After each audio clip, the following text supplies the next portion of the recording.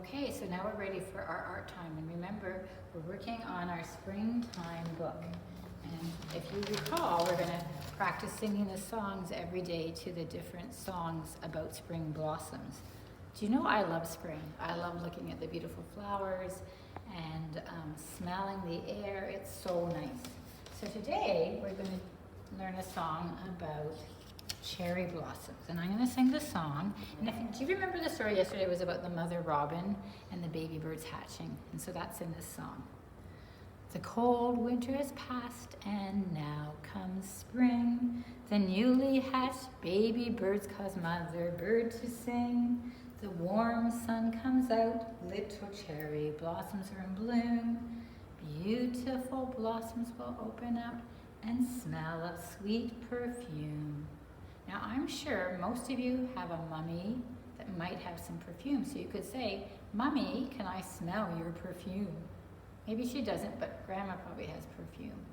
Or she might have an air freshener or something that smells nice. So cherry blossoms smell of the most beautiful perfume. In fact, I think that's where they got the idea for perfume was from smelling the beautiful cherry blossoms. So cherry blossoms are so pretty, and sometimes you get a chance to see them, and they're all different. They're trees full of pink flowers. So again, today, the first thing we have to do is we have to make the branches. So today I thought, instead of a string, I thought I would make my branches just with a paintbrush. So I'm gonna do good thing I have lots of brown. I hope you have brown paint, because we've been using brown paint a lot lately, haven't we? So you can just kind of make your paintbrush, your branches any way you like. You can look out the window if you like to get ideas on how to do branches. But branches are just kind of like this. They just twist off.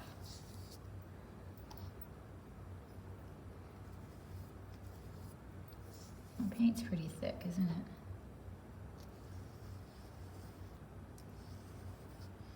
Okay, and here's my bottom of my tree. So a cherry tree has so many branches. And did you know that's where cherries come from? It's from cherry trees. Did you know that? But you have to wait till the end of the summer or the middle of the summer for the cherries to get ripe. But first the flowers come first, even before the leaves. All right, so while this dries, we're going to have our story, and then we'll finish up our cherry blossom.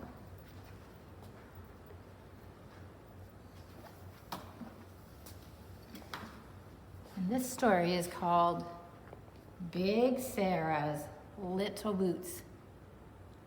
Are your boots from last spring fitting you? If they're not fitting you, I wonder why. And also, did you know that there's 4 seasons in the year? And this is the last season we're talking about spring. We started school in September, it was still summer. And then we moved to fall time. And then we moved to winter time. And now it's springtime. So we've had all 4 seasons at school. Now this book we've had for a really long time at school, and I love reading it every spring. In fact, it was made in 1987, and we started our school in 1986. And I love this story. Sarah loved her boots. They were as shiny as a wet slicker and as yellow as a bathtub duck. When Sarah jumped into puddles, her boots went squish, and their water went ker-splat. Do you like jumping in puddles and water? It's kind of fun. One day, Sarah tried to pull on her boots. She pulled them and she tugged them. She scrunched her toes into tight little balls.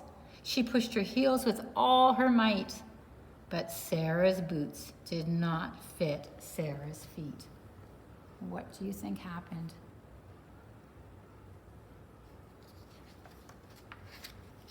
She took off her socks. But even bare Sarah's feet did not fit into Sarah's boots. "Oh no," cried Sarah. "My boots have shrunk." Do you think her boots shrunk? Sarah tried to make her boots bigger. She stretched the bottoms and she stretched the tops. Look at her face, she's so concentrating. She stretched until she could stretch no more, but nothing happened. You can't stretch rubber boots. Then she called her little brother Matthew. They tied one end of the boots to Matthew's horse and the other end to Sarah's bike. See, there they are. They pulled until the ropes got tight, but nothing happened. That's nice, they're cooperating. Sarah gave the boots to the dog. He growled and tugged, and she growled and tugged, but nothing happened. I think she's getting frustrated. Sarah tried to blow them up like a balloon. She took a big breath and puffed her cheeks and blew, but nothing happened. She filled her boots with a truckload of rocks. The boots got heavy, but they didn't get bigger. Oh my, she's thinking of so many things. Sarah planted her boots in the garden where the sun was warm and bright. She watered them and she waited, but the boots did not grow. Sarah was very sad. Her boots did not fit her feet. Her feet did not fit her boots, and Sarah loved her boots. "Mom," said Sarah, "my boots have shrunk." "I wonder," said Sarah's mother, "maybe you grew." "No," said Sarah, "my boots have shrunk." "Well, let's see," said mother. She measured Sarah. "Your boots didn't shrink. You grew all over," said Sarah's mother. "You need new boots." "I don't want new boots," said Sarah. Sarah and her mother went to the store anyways. There were lots of boots. Rainbow boots, red boots, purple boots, buckled boots, and zippered boots. The salesman showed Sarah yellow boots with a fire engine red stripe around the toes and a fire engine red stripe around the tops. Does she look very happy? Look, she's looking in a mirror at her boots. "Those are lovely," said the salesman. Look at her. "I don't want new boots," said Sarah. They bought the shiny yellow boots with the fire engine red stripes. The next time it rained, Sarah put on her new boots. They weren't as shiny or as yellow as her old boots. When Sarah jumped into puddles, the water went splash, but that was all. After a while, Sarah's mother asked if Matthew could wear the old boots. Matthew looked so excited that Sarah said, "All right." When Matthew put on the old boots, he said, "These are so shiny. They're as yellow as my bathtub duck." When Matthew jumped into a puddle, the boots went squish and the water went kersplat. "I hope they don't shrink," said Matthew. "Don't be silly," said Sarah. "Boots don't shrink, feet grow." Matthew and Sarah went splashing in the puddles. Suddenly it didn't matter that Sarah's new boots went splash and the old boots went squish. Sarah had grown so big that she could jump over the puddles. And when Sarah jumped, the yellow boots with the red stripes went whoosh. It was a big sound for a big girl, and Sarah was very happy. The end. Okay, so let's see what we're doing for art now. Okay, so today we're going to make the cherry blossom out of a potato. So I'm going to show your mom or your dad how to do it. This is how I did it. I cut a potato in half, and then I just got my pen, and I did circles. I did five, because most blossoms have 5 petals. So I just went around and around, around and around, like that. I drew it. Maybe you don't have to draw it. Maybe you're not as good as me. And then you just get your little paring knife. This is for mommy and daddy, not for the kids. And you're just going to very carefully chop it out. You're going to just keep chopping around until it looks like this. See how I did it? And then you're going to make pink paint. and you dip it in the paint and you put it on your paper. Whoops. Lift it down and up, down and up, down and up. Oh, that looks nice. And here's my cherry blossoms.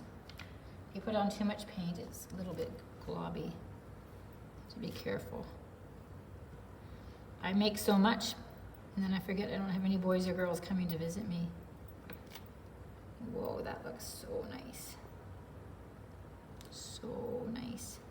And that's what cherry trees actually look like. They're just covered in blossoms. You know, people, they have festivals, cherry blossom festivals. It's so neat to go to the cherry blossom festival. Mr. Fair and I, we were so lucky we got to go to Japan a long time ago, about 8 years ago, and we saw the cherry blossom festival, and it was so pretty. And when they fall, it's like pink rain falling on you. So let's sing the song again, because we have to remember these songs for Mother's Day. The cold winter has passed and now comes spring. The newly hatched baby birds cause mother bird to sing. The warm sun comes out, the little cherry blossoms are in bloom. Beautiful blossoms will open and smell of sweet perfume. And do you remember the book, the one we did yesterday? Mine's dry now. Let's do this. I have a little pussy. You help me sing it so you remember. Her coat is silver gray. She lives in the, where does she live? My backyard or my meadow? Not so far away. She'll always be a pussy. She'll never be a cat, 'cause she's a pussy willow. Now what do you think of that? Meow, meow, meow, meow, meow, scat, cat. And we'll do one more spring song, the robin song. Because we sing the same songs every day so we can remember them.